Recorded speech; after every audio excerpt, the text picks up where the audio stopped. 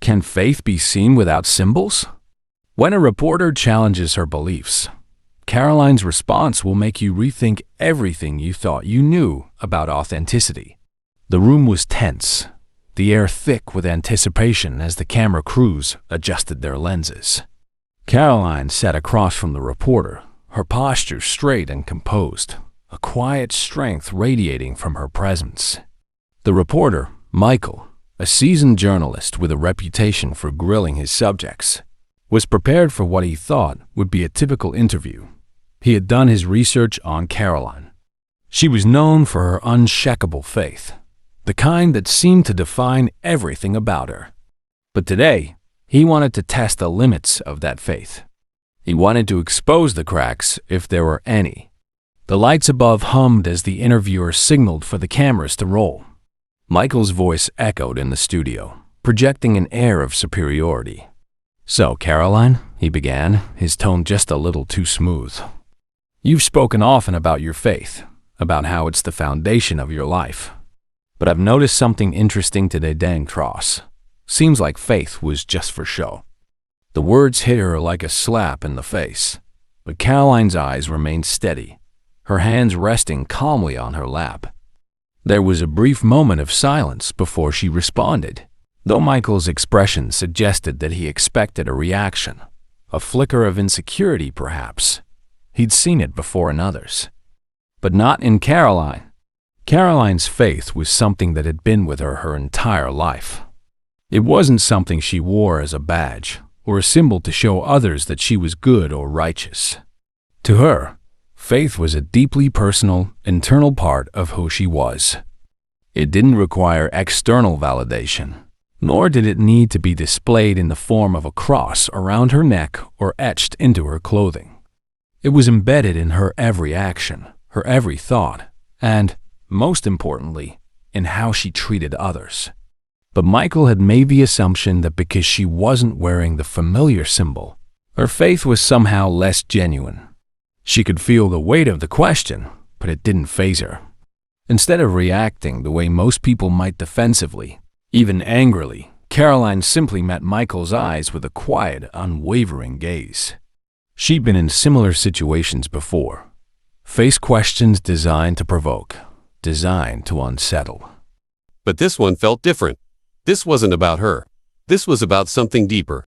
As she sat there, considering her response, the reporter shifted in his seat. He had expected her to flinch, to apologize for not adhering to the expectations others placed on her. But Karoline didn't need to apologize. Not now. Not ever. He leaned forward, sensing an opportunity to press further. "It's just curious," he said with a smirk. "You preach about the importance of faith, but without the symbols, without the outward sign of your beliefs, it seems like, well, maybe it's just a facade." The accusation was thinly veiled, and it wasn't lost on Karoline. He wanted her to expose herself, to reveal some vulnerability that he could use against her. He was hoping for a breakdown, any sign of weakness. That would make the interview more interesting. But Karoline knew something Michael didn't. Her faith wasn't for him. It wasn't for anyone watching or listening. It was for her. A moment of tension filled the space between them, but Karoline remained composed. She didn't rush to answer. She wasn't going to let his words dictate her emotions or reactions. Instead, she allowed the silence to stretch, making him uncomfortable. But Karoline wasn't about to be shaken so easily. She knew the moment to speak had arrived. Michael's patience began to wear thin as he watched Karoline sit there, calm and collected, as though his question had barely registered. He had expected a defensive reaction, perhaps even an apology. But instead, she was still unmoved. He could sense her calmness, but he wasn't about to let it go. In his mind, she was simply a woman of faith trying to hide behind a facade of quiet confidence. If she wasn't going to take the bait, he would have to press harder. "Well, Karoline," he continued, leaning forward slightly, the microphone picking up every word. "You speak about faith all the time, but I think the world has seen enough of people who wear their beliefs on their sleeves. There are plenty of faithful people out there who claim one thing and do another. So tell me, How do we know you're not just another example of that? Karoline didn't flinch. Her eyes remained locked on him, and she slowly adjusted her posture, as if preparing herself for a conversation that required more than just a simple answer. Her voice, when it came, was steady. "I don't wear my faith to prove anything to anyone," she replied, her words measured, deliberate. "My actions speak louder than any cross, any title, any symbol I could wear." The words were simple, yet they carried weight. But Michael wasn't ready to let it go that easily. He was still searching for a crack, a moment where she would slip up. He pressed further, a little more forcefully now. "Actions, huh?" Michael smirked. "But what about the times when those actions seem to be more about you than about your faith? When people can't tell the difference between the things you do for attention and the things you do out of genuine belief?" He paused, watching her closely. "Doesn't that bother you?" A shift in the air seemed to happen. Karoline's expression didn't change, but the quiet strength she carried began to grow more apparent. She wasn't angry, but something in her eyes flickered, a spark of clarity, as if she was finally letting him into a deeper part of herself. "Faith isn't about what others think of me," she said, her voice remaining calm, but now there was a slight edge to it. "It's about the work I do, the good I can bring into the world. If you're looking for a show, you'll find none here. I don't answer to the crowd, and I don't need validation from anyone." Michael didn't back down. "So you're saying it's just about you and the good you do, and everyone else can just figure it out for themselves?" Karoline smiled, the slightest hint of a knowing smile. "No," she said softly, almost as if to herself. "I'm saying it's about making a difference, even if no one ever sees it. It's about staying true to what I believe in, regardless of whether people understand it or not." Michael's face darkened. He had expected an easier target, someone who would be rattled, caught off guard by the accusation. Instead, he was met with calmness, an unwavering belief that seemed to root Karoline even deeper into the conversation. She wasn't moving. She wasn't reacting with the defensiveness he had hoped for. And that, in itself, was unnerving. "I see," he muttered, leaning back slightly, still trying to regain control of the interview. "But, Karoline, the world isn't all about personal beliefs, is it? What if the world judges you? What if they don't see your good?" A long pause stretched between them, and this time it was Karoline who leaned forward, her voice dropping to a soft, unwavering whisper that seemed to cut through the tension like a blade. "If the world judges me, Michael," she said, the words deliberate, "then that's their choice. But I won't change who I am to fit their standards. That's the essence of faith, isn't it? Not changing who you are to fit in, but staying true to what you know is right." Michael's eyes flickered, and for a moment, the air in the room seemed to grow heavier. He had expected a confrontation, but instead, he found himself caught in a moment of clarity, a moment where his own beliefs about the world felt questioned. But Karoline wasn't finished yet. Her response had merely opened the door to something far deeper, and Michael was about to find that out the hard way. As Michael sat back in his chair, the weight of Karoline's words hung in the air. For the first time in the interview, he seemed to falter, the smugness that had defined his questions slipping away. He'd expected to provoke anger, fear, or at least a hint of defensiveness. Instead, he had stirred something deeper, a quiet strength that was impossible to challenge. But Karoline wasn't finished. She could feel the moments stretching out between them, a stillness that filled the room with unspoken thoughts. The reporter's challenge, his attempt to undermine her faith, had been blunt. But she had learned long ago that some battles were won not by words alone, but by the ability to remain still, patient, and true to oneself. For a brief moment, she looked away from him, her eyes focused on a small detail in the studio, a picture on the wall. A simple landscape that had caught her eye earlier. It was a place she recognized, a distant town she had once visited on a retreat. A quiet place, far removed from the chaos of the world, where people lived in harmony with themselves, not chasing validation from anyone. She had been drawn to that place years ago for its simplicity, its authenticity. And in that moment, she found herself reflecting on why she was sitting here, answering questions from a reporter who seemed more intent on exposing her contradictions than understanding her. Was it because she needed to justify herself? No. She realized that her faith was something far beyond that. It wasn't a show, a performance, or something that could be shaken by anyone's doubts or questions. It was the foundation of everything she did, whether the world understood it or not. She let out a slow breath, feeling the tension in her chest begin to ease. Her response had been calm, but now it felt like more than just a reaction to the reporter's words. It was a realization, an understanding of how far she had come in her own spiritual journey.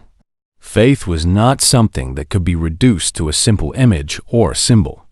It was about how she lived each day, how she treated others, and how she responded to the world around her. As the silence stretched, the weight of it seemed to settle over the studio, and the intensity of the moment grew. Michael's voice had fallen silent, perhaps for the first time in the interview, unsure of how to continue. He had prodded, pressed, and mocked. But Karoline had responded not with hostility, but with something far more powerful, a quiet, unwavering conviction. It was in this moment that she realized something profound. This wasn't just about faith. This was about authenticity. This was about standing firm in who you are, regardless of the world's expectations. Karoline had learned that the most powerful responses weren't always the loudest. They were the quiet ones, the ones that didn't seek to be heard, but were impossible to ignore. The room was still, but it was alive with a subtle tension. The reporter's eyes darted back and forth, his mind racing for his next question. But for Karoline, the battle wasn't about words anymore. It was about being true to herself, no matter how hard others tried to tear at the fabric of her beliefs. And then, as if sensing the finality in the air, Michael asked one last question, a question he thought might finally break her resolve. The silence stretched longer than Michael had intended. He shifted in his chair, uneasy now, as if his entire strategy was crumbling before him. Karoline's quiet confidence had thrown him off guard. He had expected to provoke her, to make her angry or defensive, but instead, she had only deepened the silence around them. It was as if she was not just sitting in front of him, but standing in a space entirely separate, unshaken by his words. Finally, Michael broke the silence, leaning forward once again, his voice carrying just a bit more force than before. So you really think the world should just accept that, Karoline? That faith is something that doesn't need to be seen or acknowledged. That people don't need to understand why you believe what you do. He paused, his eyes narrowing as he tried to find her weakness. Isn't it a little hypocritical to talk about faith without showing it in the way that people expect? Karoline let the question sit in the air for a moment, allowing herself the space to think. The weight of his words was different now. It wasn't about anger or indignation. It was about understanding the place she had reached in her own heart and the clarity she had gained over the years. Her eyes softened, and she met his gaze squarely. "Michael," she said, her voice calm but unwavering, "faith is not a performance.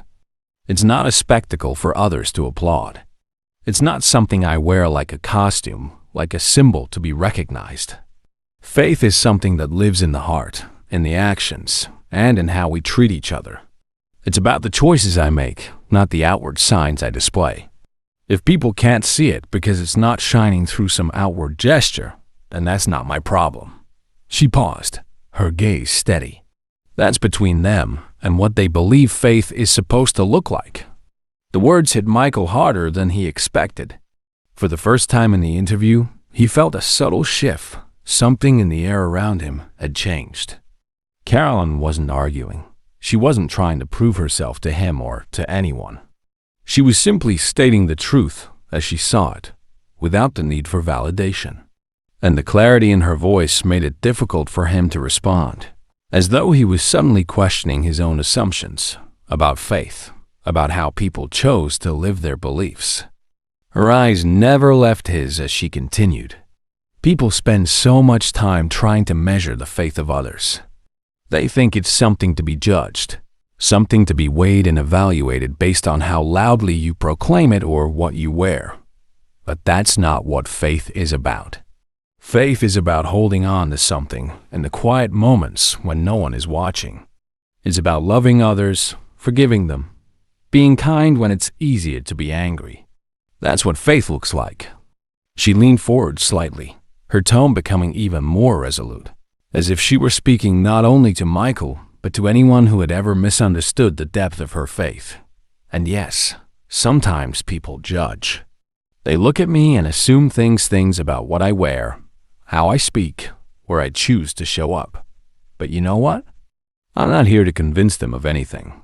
I'm here to live the truth of what I believe, whether they understand it or not.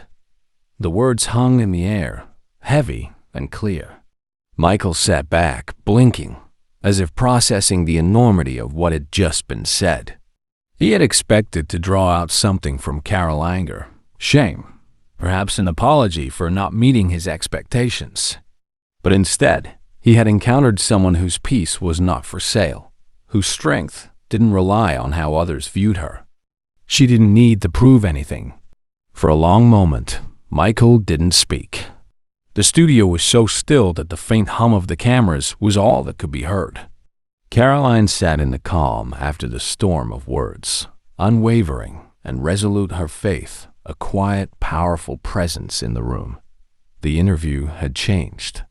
The reporter, once in control, now found himself speechless, caught in the web of his own assumptions about what faith should look like. The room was heavy with the aftermath of Karoline's words. For a moment, it felt as though the world had come to a standstill. Michael, the seasoned reporter known for his quick wit and sharp tongue, sat frozen, his mouth open slightly, as if searching for something to say, but the words wouldn't come. The interview had gone completely off script, and he was now adrift in an unfamiliar place caught between his own expectations and the truth that Karoline had just presented to him. The cameras kept rolling, the bright lights casting long shadows across the room. But the atmosphere had shifted. The energy that once hovered around Michael's attempts to provoke now felt faint, like an old echo. Karoline, on the other hand, seemed more grounded than ever, her presence even more pronounced in the silence that followed. She sat back in her chair, not with a sense of triumph, but with the quiet assurance of someone who had simply spoken the truth.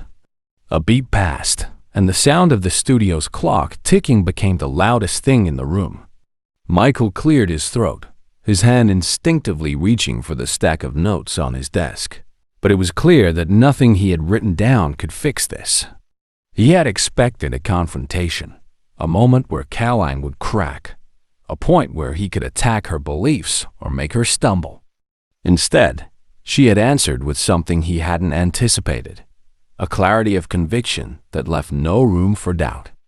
For a moment, Michael wondered if his career was at a crossroads. He had prided himself on exposing hypocrisy, on making people answer for their actions. But now he was faced with something he hadn't counted on, a person whose faith was beyond reproach, whose actions spoke for themselves. Karoline had done something far more profound than defend herself. She had offered him a mirror. His questions, designed to break her, had only served to reveal his own biases. The camera zoomed in on Karoline as she sat there, unshaken, while Michael scrambled to regain control of the interview. His usual bravado was gone, replaced by a subtle unease. He turned to the monitor beside him, glancing at the producer for some direction, but the producer only shrugged. There was nothing left to say. This interview had taken on a life of its own. Karoline's eyes never wavered from Michael, but now there was a slight softening in her expression. She wasn't angry. She wasn't smug. She was simply there, present in a way that was almost disarming. She had responded, not just with words, but with an inner peace that spoke volumes. And in that moment, it became clear to everyone in the room, including Michael, that this interview had shifted from a battle of words to a battle of values, a contest that Karoline had already won. The tension in the room gradually dissolved, replaced by a quiet realization. Michael had sought to expose weakness, but instead, he had uncovered strength. Karoline wasn't just a woman of faith. She was a woman who lived her truth, regardless of how the world saw her, and in the end, that was more powerful than any mocking remark or challenge could ever be. As the cameras kept rolling, Michael forced a smile, though it was strained and lacking conviction. "Well, Karoline," he said, trying to regain some semblance of control, "I think we've covered everything for today." But the words felt hollow now. There was no sharpness in his voice, no biting edge. The interview was over, not because of any dramatic conclusion, but because Karoline had made her point, and in doing so, had made him rethink his own approach. The crew began to pack up, and as the room slowly emptied, Karoline stood up from her chair, a quiet smile touching her lips. She hadn't just answered a question. She had shared a piece of herself with the world, and it was clear that her message had been heard, not just by Michael ... but by everyone who had witnessed the exchange. But for Karoline, the victory wasn't in silencing Michael or proving a point. It was in living her truth, undeterred by the judgment of others. As the interview wrapped up and the crew began packing away equipment, the room that had once buzzed with the tension of confrontation now felt quieter, almost reverent. Karoline moved toward the exit, her posture just as graceful and steady as when she had entered. The lights, now dimming, couldn't take away from the peaceful aura she exuded. She wasn't walking away from a victory. She was walking away from the truth she had simply shared, unwavering and unchanged. The producer, who had been in the back corner throughout the interview, approached Karoline as she stepped off set. He was silent for a moment, collecting his thoughts. When he finally spoke, his words were hesitant, almost as if he weren't sure how to frame what had just happened. "Karoline," he began, his voice thoughtful, "I've been in this business for a long time. I've seen a lot of interviews, but that was different. You didn't just stand your ground. You changed the entire dynamic of the conversation." Karoline smiled, but there was no pride in it, just quiet acknowledgement. "It wasn't about changing anything, really," she said, her voice soft but clear. "It was about staying true to who I am, no matter how it's received." The producer nodded slowly, still processing her words. He had expected an argument, a struggle, a dramatic final answer that would bring clarity to the interview. Instead, he had witnessed something deeper, something that didn't need a theatrical display of emotion or conflict. Karoline had simply stood firm in her faith, and it was in her calm strength that the message had been delivered. As Karoline left the studio, her steps light, her thoughts quiet, the events of the day settled into perspective. She had known the importance of holding on to her faith in moments like this, when the world seemed to want an answer that could fit into its narrow view of what belief should look like. But in her heart, she knew the truth. Faith was not something to be showcased for others. It was something to be lived. The lesson was clear, not just for Michael or the crew, but for anyone watching. The true power of faith doesn't lie in what can be seen or measured by others. It is found in the moments of silence, in the quiet acts of kindness, in the way we live when no one is watching. Faith isn't a show. It's a journey of conviction and authenticity. Karoline had proven that even in a world that often equates worth with outward symbols, it is the internal belief that matters most. And when we live from that place of truth, we cannot be shaken by the judgments of others. As the final shot of the interview aired, Karoline's message spread beyond the screen. It wasn't just about faith. It was about how we define ourselves in a world that constantly tries to define us. It was about embracing our convictions, standing firm in our truths, and letting our actions speak louder than any symbol or outward expression could. For those who had been moved by her words, the message was simple yet profound. Stand firm in who you are, in what you believe, and in how you treat others. Do not let the noise of the world force you to change your core beliefs. Live authentically and unapologetically, and in the end, the world will come to recognize the strength that lies in your quiet conviction. Because at the end of the day, it's the quiet strength within us that leaves the greatest impact. And that is something worth holding on to, no matter what anyone else says. As the screen faded to black, viewers were left with the question, how do you live your truth in a world that wants to define it for you?